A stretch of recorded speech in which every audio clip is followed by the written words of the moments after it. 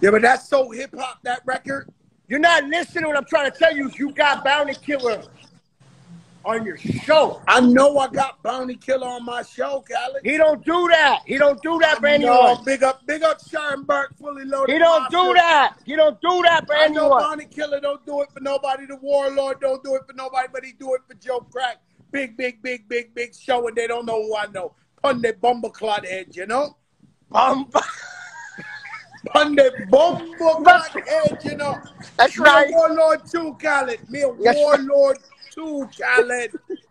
You're right. Me come from the same bloodline as Bounty Killer. You know? I'm not gonna lie. You like a warlord. People are dead. Yo, listen. Enjoy your show. I'm gonna be tuned in. I gotta tell you, congrats, brother. This is big. Blessings, big. my brother. Blessings upon blessings. Jeez. Obviously, you know what's going down. Bounty Killer tonight. The big show, and you don't know who I know. Okay? So let me try to find the man, the Warlord himself, and we get to it. The one and only. Out of Jamaica, the Warlord, Bounty Killer. It's hello. Kaboom. Yo, Joey Crack. What's up, bro? Hey, yo. Bounty Killer, people are dead. Hello. What's up, my brother? What you doing? Man, let me tell you something, Bounty Killer. I've always looked up to you. Khaled, my little brother, you always embraced him since day one in Jamaica. Yeah. And he always come back with these stories about Bounty Killer. Yo, Bounty Killer, the Warlord. And he said, man, the only place you can see him is at the car wash. And him say he come to the car wash and you got all these guys around and you got to make it through the guys to get to the Warlord to talk about a dub plating them. How you doing, Bounty Killer? I'm doing fine. I'm doing good, brother. Thanks for having me bless. On the biggest show. Hey, Bounty Killer, shout out Sean Burke. You know she's my sister. Yeah. We'll have Molly on the checking royalty. The Molly's checking. The whole Jamaica. This shit going crazy. Caribbean checking. Man, you know, Bounty Killer, man, you know, the big thing about you is that similar to Fat Joe, you have an eye for talent. Yeah.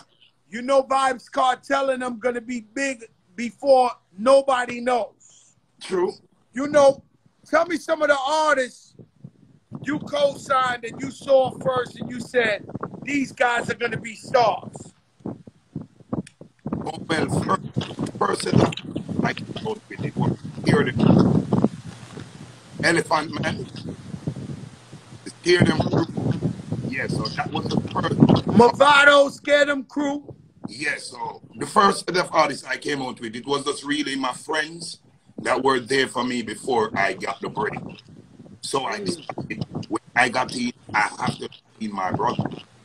So it weren't a group. We were all of them. We were in to get 4 people to break at once. Just group them and call them group. We're just group first, all so hard.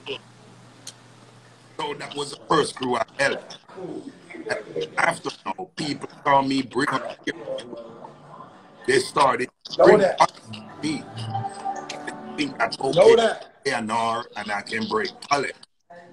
So it's after I bring Skip, there was a guy named Ron Butler who brought Kartel music to me first, because I never met him.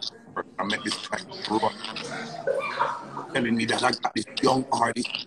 He's so dope, and I know as with Bounty Killer, he's gonna be the next best thing.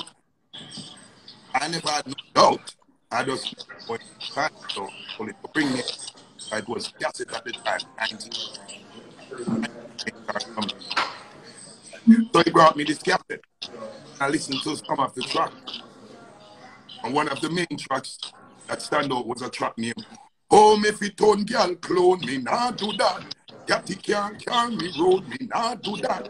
Kartel a girl want Like, who that? If you run down, girl, me not do that. And I hear that, and I said, this one is very catchy and insane. He brought him to me at the car wash. So I met Kartel.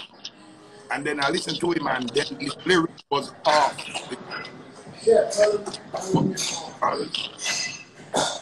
So up to par. So it was vocal different. So I started to have the songwriter. So he started to write. He started to power around. That's how started to bring him to the and they tried to record him, but it was not different.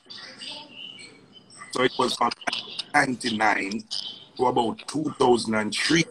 That's when he finally developed his craft. And by 2003, he was polished and ready. And then he came and he conquered. So, you know, these dub plates, these are very, very special dub plates. You know, people don't understand. You take songs you made, other songs, you spit dub plates. You know, Killa told me you always knew a clash was going down and you wait for the last hour, the minute before to give them the dub plates, to have the freshest dub plates. So when they go sound clash, everybody busts their Bounty Killer sound dub plate in the sound clash. yeah. What's that like? You know, Fully Loaded is here. The party's here. Every DJ in town looking for a dub plate. They all looking for Bounty Killer. What's that like? What you thinking about getting ready for that party, that clash there when you make them dubs? Oh, well, normally I'm a dub killer. I was doing dub long before I break. That's what really gave me my first attention in the studio, by doing dub plates. I got discovered on a dub plate first. My first little attention I got was a song named Them a talk about dub for dub, tell them go dub them mama. Cause some boy look dub man say go dub your mother. But dub for dub boy, tune for tune. Yeah, so I'm always a dub killer. So when I came out as the Bounty Killer, now people dead and all them stuff, every soundman started to come for a Bounty Killer. So when it come out to SoundCloud, everybody always wanted their Bounty Killer. And you know, let me tell you something. Bounty, let me tell you, Khaled's so crazy. He come back from Jamaica, coming in my house. People are dead. And I be like, yo, what the fuck you talking about? Bounty Killer, Bounty Killer.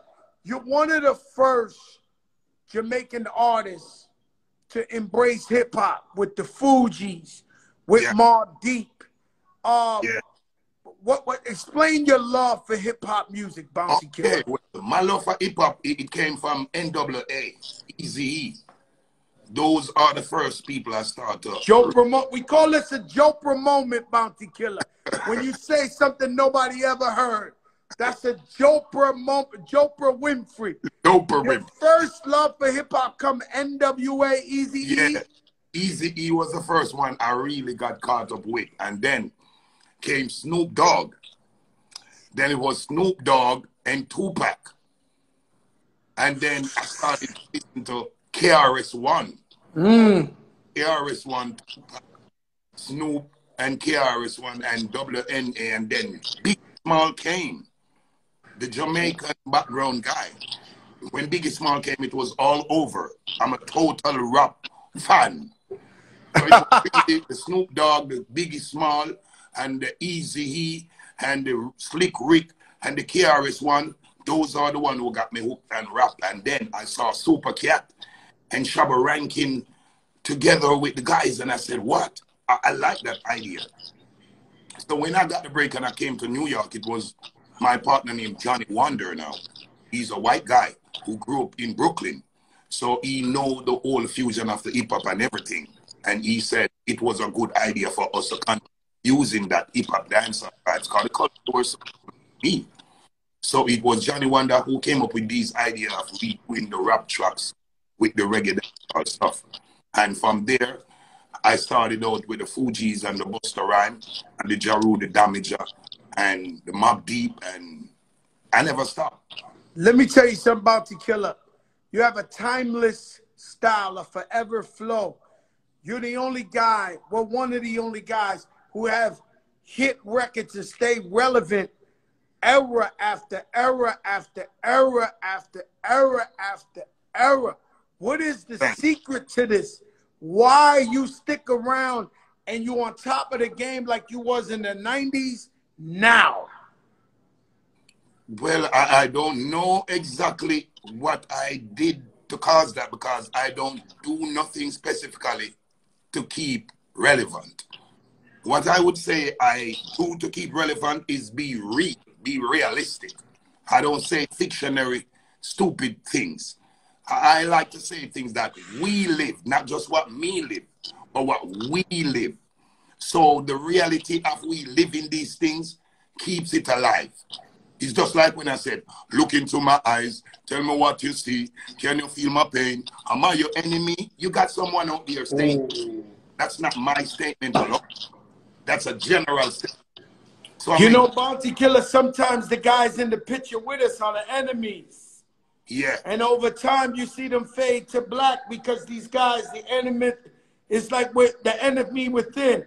You say that, right? The other day, I'm looking on Instagram, and I know Khaled gonna kill me, but I see your old friend Tony Montaran talking crazy.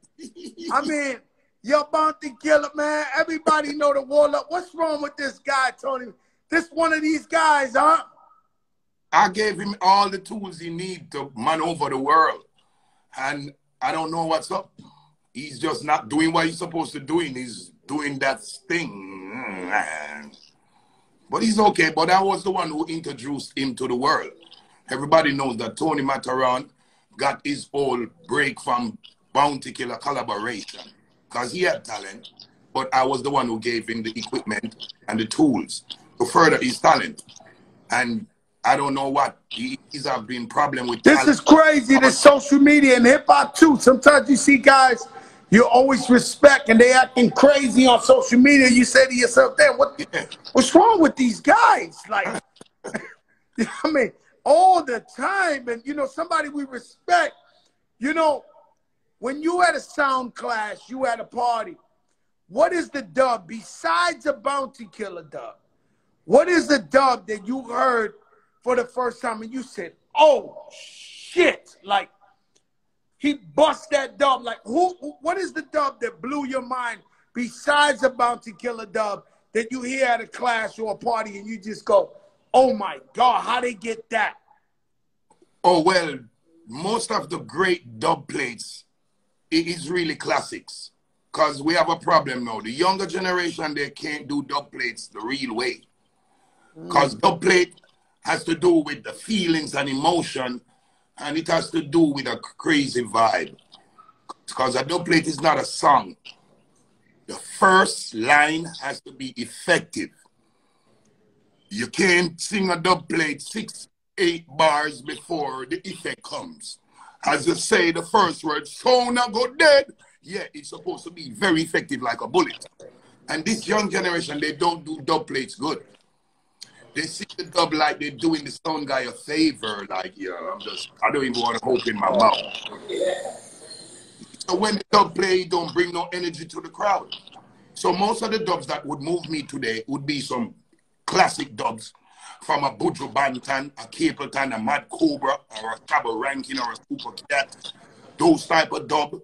Some Off Pint, some Reed Asburn. Those are the type of songs that would really get you know, me over here, me hearing stories about Wyclef Jean playing Michael Jackson dub plates. Yeah. I mean, who's the craziest? So you like of course the Banton. You know, that's my family. That's my brother. You know, Buja, you know. No, okay. When you play a Michael Jackson, that's a bragging rights. That's not really a killing song. Michael Jackson ain't gonna talk about Killer Boy. Michael Jackson's gonna sing about love. So it's a bragging rights. I can play a Michael Jackson and dub, but a Michael Jackson and dub can't kill no sound. Think about it. He ain't gonna kill no sound. Yeah, it's gonna make you look like, yeah, you're on another level because you got these big hakuna you're playing, but what he's saying is not effective to kill a sound. You couldn't play Michael Jackson and kill Khalid. No. He's going to kill it with a or a Bounty or a Capleton. And what was it? What was it, Bounty Killer, about Khalid? Him go to Jamaica, he get his start in Jamaica. Why you say, I'm going to give this kid a chance. I'm going to do some dub plates for him. What did you see in DJ Khaled early that you show him the love you showed? Well, the vibe, Khalid has a special vibe. Khalid has a special aura. He's captivating. He's infectious. Khalid takes you over spiritually. He had that spiritual vibes. And then now, it's the first I met a Arab selector back in the days when we just hear about Taliban and all these crazy Arab people. We never know that there was an Arab who played dancehall music. I've never met an Arab before. So when I met Khalid as an Arab who played dancehall music, it was impressive for me. And then he used to play on the radio. He was a disc jockey also. So the fact that he's a disc jockey, he's more than just a selector in the club. And we need people on the radio. And then he's an Arab who loved dancehall and he loved Jamaican culture. He's different from the normal, typical Arab guy. You know, Bounty Killer, I have same phone for 20 years. I got him down as the Arab. His number is the Arab. Yes, so Khalid was a different person, man. And then now I find out that he's into sound clash. I realized he came to Jamaica to clash. So I never know his clashing skill. I know that he's a good disc jockey and he plays. But when he came to Jamaica and he said he was going into the clash, I was like, yo, this is serious, but it's the right place for you to go and make your mark in Jamaica. So I gave him a few dubs and he went to the clash and he never won the clash, but he stands out. And that was all he needed to do. Just stand out more than all the others. And he did that about 1999. And from there, Jamaica people wanted more Khalid. And they like the Arab guy. You know, I see a lot of people take from the Jamaican culture. They make rhythms and songs and hits, but don't come back and embrace Jamaica the right way. True. How do you feel about this when you see people? Because everybody, nowadays, you know, everybody from everywhere got the Jamaican vibe, the Jamaican melody, the Jamaican, but not Jamaican, and don't really go back to Jamaica, embrace Jamaica like them supposed to. What you say about this thing, Warlord? No, that's a serious problem we've been having over the years. That's why a lot of people like to call people culture vulture, as they are culture vultures. But we have people who show the love and the respect all the time. And it's not just people who get the benefit from Jamaica. People like you, Joey Crab. You never try to collaborate on a big song, that's why you like it. You just love the culture from a youth growing up in New York. That's right. And we embrace that. So Khalid was one of those persons. Khalid never used to think that, oh, Jamaica was going to make him big. And then Khalid got his break and all right. I never even know Khalid was a producer. So as I told you now, I started to power with Khalid now, 98, 99, and I'm making the album 2002. That's when he did the intro for the album, the Ghetto Dictionary album. So he said he wanted to produce the track. So I never knew he was a producer at the time, but I know that he's into music and he's good at crazy ideas and innovative thoughts. So I said, all right, let me hear the beat. If the beat is on fleek, we good. Because you, my people, I don't care if you are a professional producer. You want to produce, we going to produce. So he gave me the beat, and the beat was one whole throwback bad man beat. So I did a song with him. Test me if you can, or maybe. Why you go dead? Come me gun them no lazy. I am warlord, so go and tell war lady. If he come up in me gun them and not lady. So that song was produced by Khalid on the album, and he did the intro. And from there, the relationship started to bloom, and then I started to come to Miami, and me and Khalid apart. And from there, so we become family. You know, every time I speak with Khaled about you, he tell me, Warlord pull up in the newest vehicle, truck, Benz, Lexus, the man love luxury, Fendi on. Yeah. What is it about that? How hard is it to get a car? What was the hardest car for you to import to Jamaica? Is it hard to get like one of those cars? Well, the first car I imported to Jamaica was an Acura TL. That was 1996. It wasn't that hard because, tell you what, only when the cars are like over 3,000 cc, it causes a certain amount of duty. When the car is like 3.0 or under 3 liter, the duty is okay. It's normal duty. So they're going to bring in a big car like a Bentley or a Rolls Royce or those type of cars, then you got to buy it. You got to buy it at the dealer and then pay the government in Jamaica twice. So that's the only car I import at that time. And then in the 2000s, I import Range Rover. And what else I import? I buy all my vehicles in Jamaica now because I have to buy them 3 times. You buy it over here, you got to pay for it 3 times. I can buy it over there, you got to pay the government 3 times in Jamaica. Buy it in Jamaica. I understand. Vybz Kartel, God bless Vybz Kartel. You introduce him to the world. Yes. Is there any hope of him getting out soon? Well, he's still having an appeal. The appeal is still going on. He's getting an appeal from a higher court overseas. So they are still in the whole process of appealing. Okay, yeah, so he still got a shot. But I know the system in Jamaica doesn't want to let out Vybz Kartel. So despite discrepancy in his case or questionable things, they deliberately wanted to lock up Kartel. The system in Jamaica went after Kartel. So despite what his case or the scenario was, they wanted him. So if he's going to get any freedom, it's going to come from a higher court overseas, but not Jamaica system. They wanted Kartel. They used him as an example. I can't say if he's innocent or he's not, but I can say yes, he's guilty from what they told me in the case. And the affidavit, there are a lot of discrepancies. They are not a dead body, and there are only one evidence, and then there's a lot of tampering with the evidence. It's questionable. So that's why people kept saying free Vybz Kartel. And so what did he represent? He represented the youth. He represented getting money. He represents the street. He represents the youths. He represents the now generation. Mm-hmm. And so they were mad at that. Yeah, they was mad at that, and they have it like, oh, he's a bad influence. Yeah, and he has too much power and control over the culture. They tried it with me too. They tried to put me away too, but thank God they never against me. Yeah, what was that like, man, when you hear the Gaga man, Buju Banton is free and he land in Jamaica? That was like a super holiday. Yeah, that was a little... Your Bounty Killer. My only regret, I had a show the same day in Connecticut. I wasn't there for the Buju concert.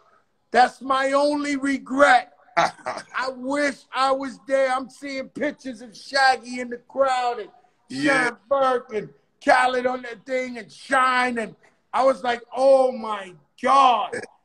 It was like a super holiday in Jamaica, huh? Holiday. That was our last great holiday until COVID came and spoiled it. Let me ask you something, Bounty Killer. Your top 5, I asked everybody, your top 5 rappers of all time, My top 5 rappers. Well, as I told you, Snoop Dogg is the one who really made me like rap. NDA introduced me, but it was really Snoop Dogg. So my top 5 rapper would be like Snoop Dogg, I would say Slick Rick, is the king. But the rappers that brought me to rap is Snoop Dogg, Tupac, and Biggie Smalls. So my top 5 rapper was Big Rick, NWA, Tupac, Biggie, and Snoop. Wow. Wow, you know it's crazy. Snoop Dogg called me last night, FaceTime. Yeah. You know, all I can say to Snoop is I love you, Snoop. I love you. I love you. Uncle Snoop, yo. Uncle Snoopy, the biggest artist in the world. Yeah, he's the big rapper. Head. True. He's the biggest living rapper today that 5-year-old kids knows of. He transcends all the eras, like 4 generations now. There's nothing you can do when you see Snoop Dogg. He FaceTimed me yesterday. I said, Snoop, I love you, man. What do you want me to do? I love you. You know, he tell Khaled, Buju and Snoop Dogg tell us yesterday. They both said, fuck you guys.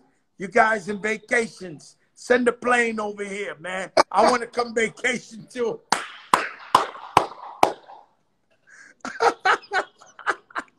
Bounty Killer, I love you and I thank you for coming on the show. Shout out to Sharon Bank. Could you tell us about the new album? Oh, well, I'm working on this new album. Well, it's 18 years since I last released an album doing. The last album I released was the same one that Khaled did the intro, 2002. Ghetto Dictionary. It has been nominated for a Grammy, great success and everything. But they canceled my visa 10 years ago. So that killed the whole vibes of me touring and making appearance overseas. So I kind of did lost the vibes of music. So I was just here holding my vibes with my family and just chilling. So it's Damian Jr. Marley. Ron Marley did the brother. He's the one who really said I should do an album and he would executive produce it. So Rohan Marley? Who said that? Junior Gang. That's Junior Gang. I want everybody in Jamaica to know Fat Joe got the worst patois in the world, and I feel comfortable using it when I talk to Bounty Killer, okay? Yeah, that's Damian Jr. Gang Marley. Rowan Marley. Junior Gang Marley, yes. Yeah, so he's the one who encouraged me doing the album, and he would executive produce it. So that's why I'm working on the album now. So the album, man, that's a beautiful thing. Rohan Marley's on here. I can't wait to hear that album. It's gonna be it's gonna be a double album, one like a reggae album and then one like a dancehall ragga style. We need some dancehall. We need So that's what you know, I tell you a funny story. What was it? Rihanna's birthday? Rihanna's birthday or something. I love Super Cat. Khaled goes get Super Cat surprise. Yeah. Super Cat waiting downstairs. This is a fancy place. Khaled got to send the white Bentley. You know, everything white for Super Cat. Khaled tells me in the table he's scared. He says, yo, man, Super Cat getting tired of waiting, man. I got to go downstairs and see Super Cat. No, the cat is scary. The cat is scary. He's scary, I go with Khaled downstairs. I start telling jokes, me and Super Cat on the floor laughing. We on the floor. We had the best time in the world. You know, I love that era. I love that era. It is the whole foundation. Yeah, man, the era of Shaba, Mad Cobra, Super Cat, Capleton, you name them. Cecila. You know, this is Barrington Levy. Whoa. You getting deep now. yeah, these are like, you know, I knew, I don't know if you know the first artist, and Rohan Marley don't kill me. The first artist that ever crossed over from Jamaica to the U.S. was called Big Ute. He was a little guy with the dreads all the way to the floor. Yeah. I used to hang out with him in New York. Buju introduced me to him one time. I used to walk the street with him. The man never talked. He go like this to the people. Yeah. Yeah, Big Youth, he's one of the founder, man. He's one of the founders. Well, all right, my brother. DJs I've been listening to from the days of U Roy, Rankin Trevor, and Big Youth. They are the 3 first DJs in Jamaica that we was little boys. Yes, so Youth is one of my influences in reggae. He's one well to get to love his music. In this legendary interview right here, Bounty, because I know nobody gets to interview you, I must shout out Jabba and Bobby Candace, who keep reggae music alive for They are 30, 40 years. New York. They are the In New York, they keep reggae music alive. Straight up. Bobby and Jabba, they are founders in the breaking of the reggae hip-hop, whole fusion, and keeping the wood Jamaican culture alive in New York. And remember, I must say Shinehead, because he was the first guy I seen busting reggae and hip-hop in New York. Shinehead. Remember Shinehead? They had a lot to do with the fusion of the dancehall and the reggae stuff with the hip-hop. Yeah. They are the pioneers. That's crazy. Thank you, Bounty Killer. God bless you for coming on here with me. You're always welcome, my brother. Respect, my brother. We love you, Bounty Killer. I love you. People are there. You don't know who I know. You don't know who I know. Bounty Killer from Kingston, Jamaica. Boy, I'll bust your bumper clad head, you know. Selassie Rastafari.